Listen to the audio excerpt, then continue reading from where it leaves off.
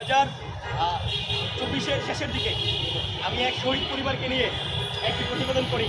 সেই প্রতিবেদনের শিরোনাম থাকে শহীদ পরিবারকে শহীদ পরিবারের সঙ্গে নাহিদের যে কর্মকর্তা যারা রয়েছেন এবং নাহিদ শহীদ পরিবারকে মানে কথা দিয়েও কথা রাখেনি, এমন একটি শিরোনামে আমি একটি প্রতিবেদন করি।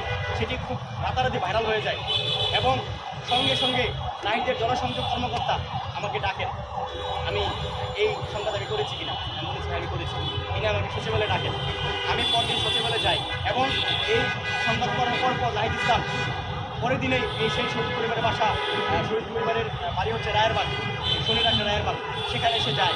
সেখানে এসে যেয়ে শহীদ পরিবারের খোঁজখবর নিয়ে আসেন এবং আমাকে সচিবালয়ে দেখে তার জনসংযোগ কর্মকর্তা এবং তার অন্যান্য কর্মকর্তাদের দিয়ে আমাকে সাংবাদিকতার এথিক্স শেখান যে আমি কি সাংবাদিকতার এথিক্স জানি কি না, আমি কেন এই ধরনের সংবাদ করলাম।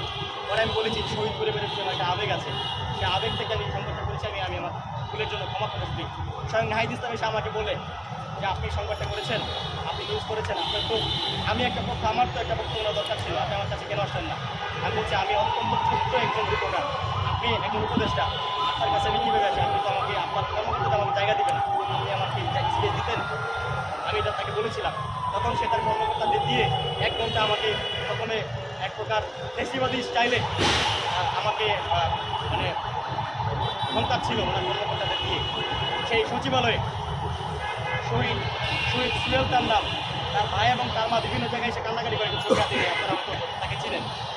সেই শহীদ সুয়েল আজকে আমার জন্য, নাহিদ ইসলাম তার বাসায় গিয়েছে, আমার জন্য সে পুরস্কার, সে টাকা পেয়েছে, যে আর্থিক অনুদান যেটা করে সেটা পেয়েছে এবং আজকে তার মাকে এবং তার ভাইকে এবং তার ভাইকে শহীদ হয়েছে সে ব্যাপারে সকলেই অবগত, শুধুমাত্র আমার প্রতিবেদনের কারণে। এবং আমি সে প্রতিবেদন করাই।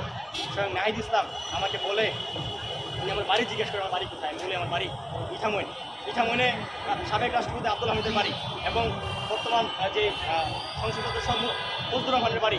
সেই কারণে উনি আমাকে আমার ব্যাকগ্রাউন্ড চেক করেন, আমি কি আওয়ামী লীগের সাথে সম্পৃক্ত কিনা।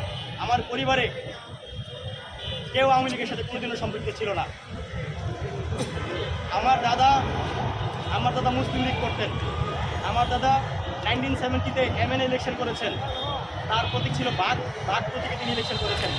আমার দাদা ছিলেন মুসলিম লীগ নেতা, সেই সঙ্গে সাবেক পূর্ব পাকিস্তানের গভর্নর আব্দুল মুনাইম খানের একান্ত সহকারী ছিলেন আমার দাদা আব্দুল মালিক সরকার, যেটি বর্তমানে প্রতিমন্ত্রী ক্ষমতার পদমর্যাদার। সেই পরিবার থেকে আমি উঠে এসেছি। আমাকে বলে আমি নাকি ভারতের দালাল, আমাকে বলে আমি নাকি রয়্যাল এজেন্ট।